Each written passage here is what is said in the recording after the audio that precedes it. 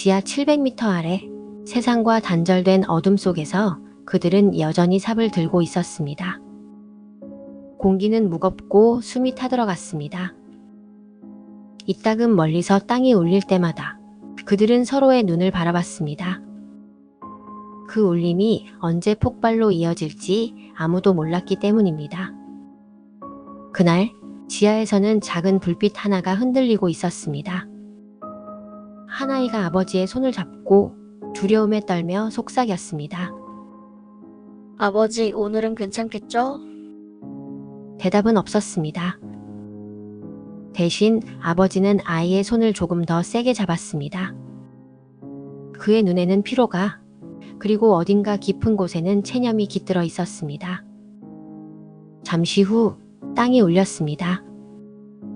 공기가 갈라지고 쇳가루 냄새가 퍼졌습니다.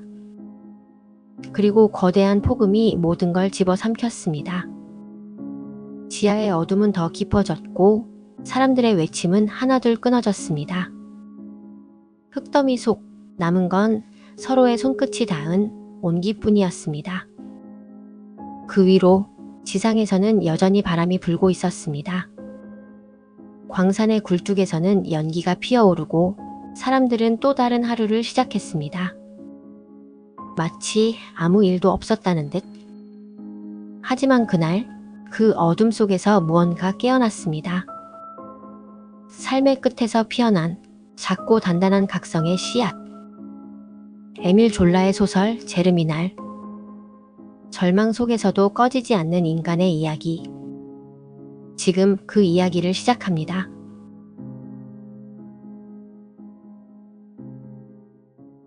밤이었습니다.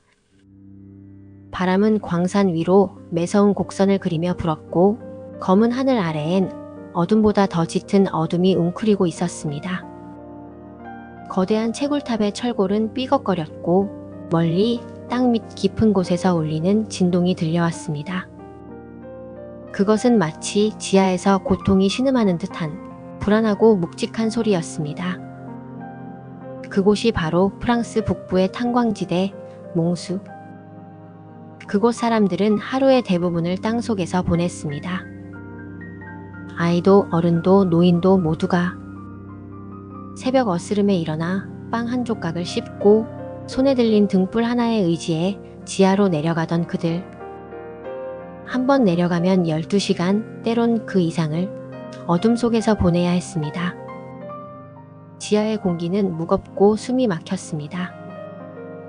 그들은 석탄을 캐며 먼지와 땀과 절망을 함께 마셨습니다. 그리고 매번 그들의 노고는 빵값에도 미치지 못했습니다.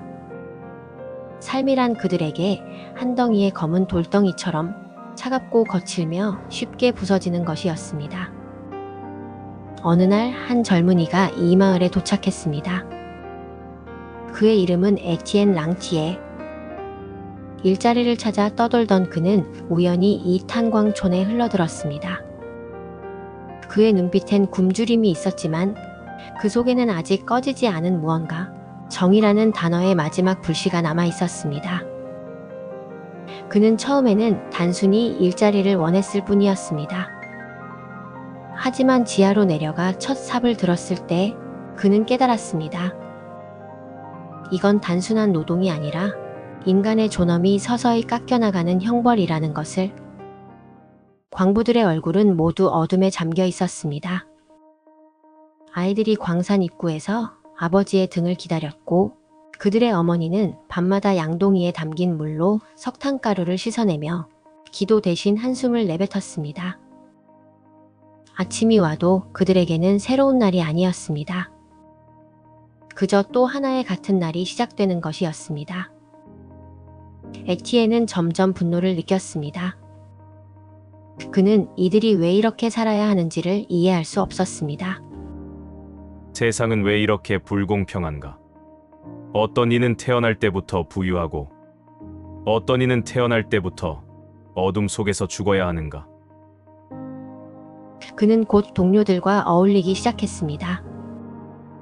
그들 중엔 나이 든 광부 마유도 있었습니다. 마유는 한평생 이 탄광에서 일해온 사람으로 가족 모두가 광부였습니다.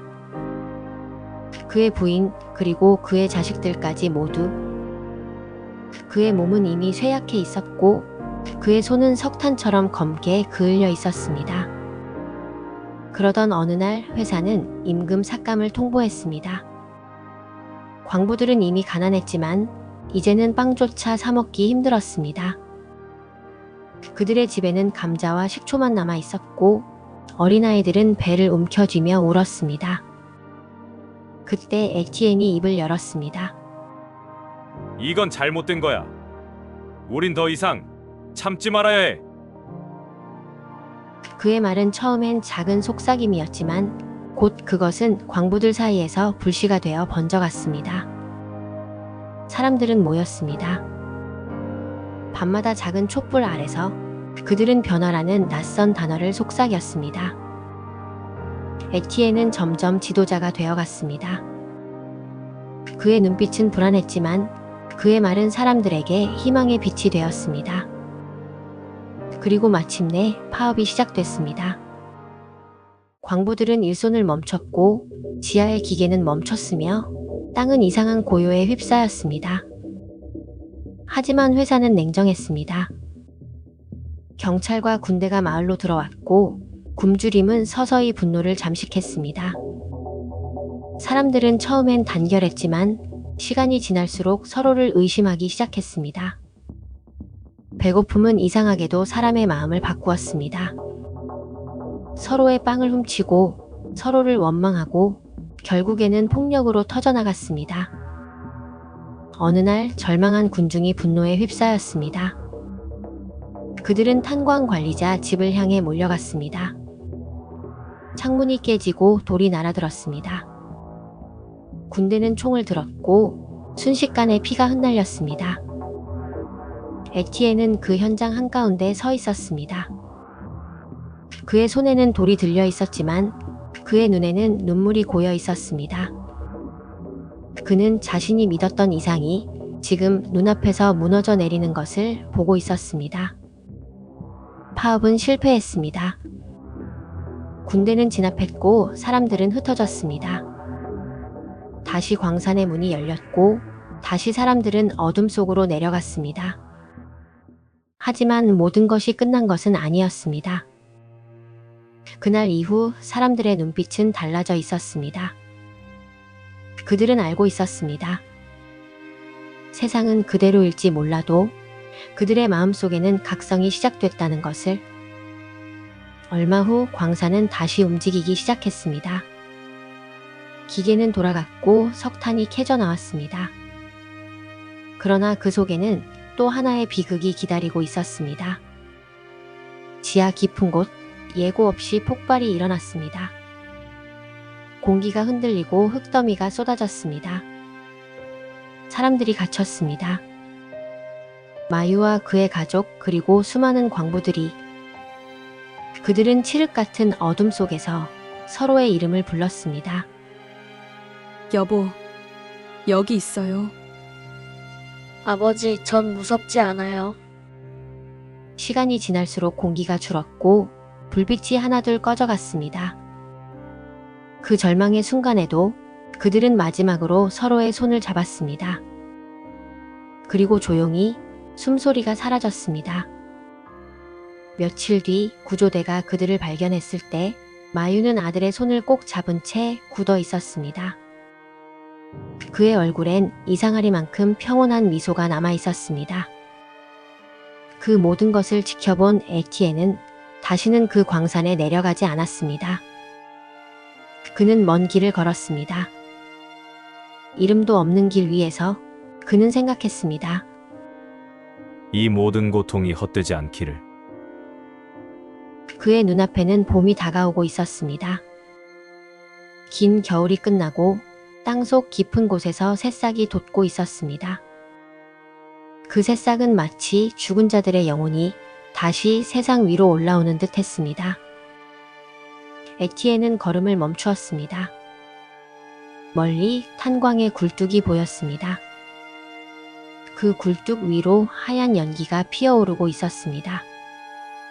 그 연기는 슬픔처럼 희망처럼 하늘로 흩어졌습니다. 그는 조용히 중얼거렸습니다. 제르미날이 왔구나. 제르미날, 프랑스 혁명 달력의 7번째 달, 싹이 트는 달.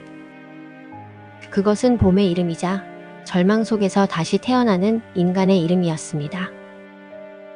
그리고 에티엔은 알았습니다. 이 싸움은 끝난 게 아니라고. 언젠가 또 다른 에티엔이, 또 다른 봄이 이 땅 위에 올 것이라는 것을. 그는 발걸음을 돌려 먼 길을 걸었습니다. 그의 등 뒤로 바람이 불었고 그 바람은 땅속 어딘가에 잿빛을 스치며 지나갔습니다. 그리고 그곳에서 새로운 생명이 조용히 꿈틀거렸습니다. 어쩌면 제르미날의 광산은 지금 이 순간에도 여전히 존재하고 있을지 모릅니다. 그저 형태만 달라졌을 뿐이죠. 예전엔 땅속이었고 이제는 유리벽 아닙니다. 예전엔 삽과 곡괭이가 손에 쥐어졌다면 이제는 키보드와 마우스 그리고 무한한 숫자들이 우리를 짓누르고 있습니다. 우리는 여전히 보이지 않는 광산 속에서 살아가고 있습니다. 시간을 캐고 청춘을 태우고 매일 성과라는 석탄을 퍼 올리죠. 그 대가로 우리는 조금의 안정과 아주 짧은 휴식을 얻습니다.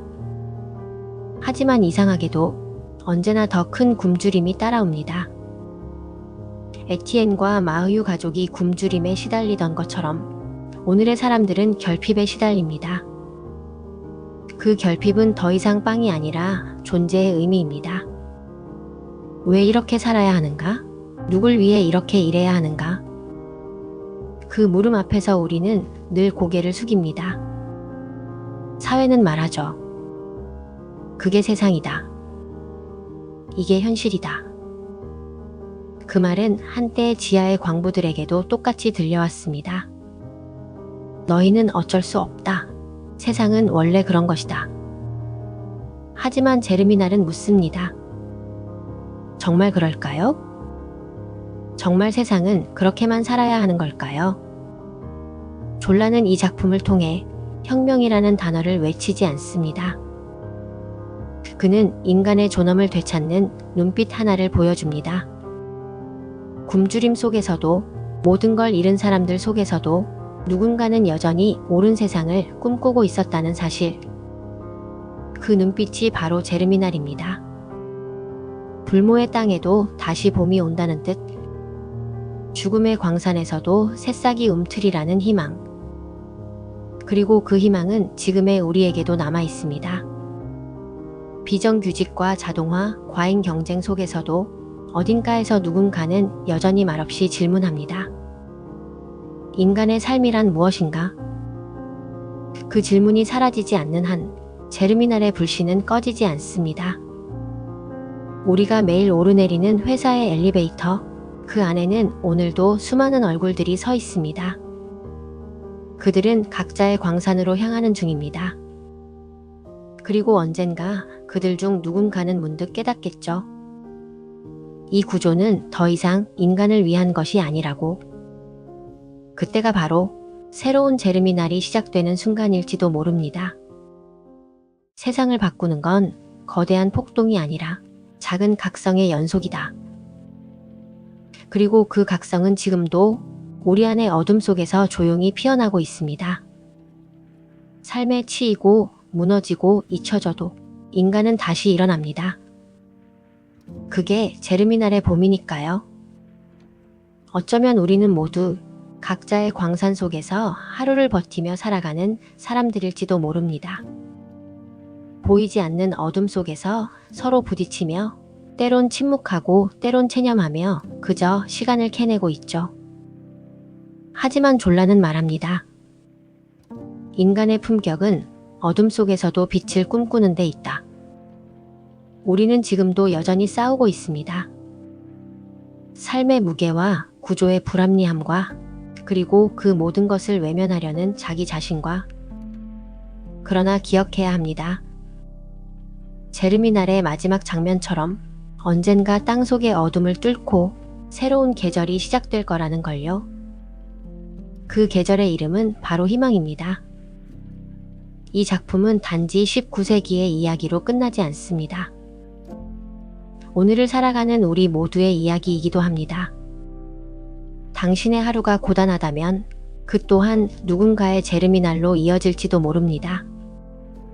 오늘도 제 영상과 함께 해주셔서 고맙습니다. 이 이야기가 당신의 마음에 조용히 불을 켜주길 바랍니다. 가끔은 세상을 바꾸는 건 거대한 용기가 아니라 작은 이해와 연대의 마음일지도 모릅니다. 지금까지 꿈꾸는 명작이었습니다. 감사합니다.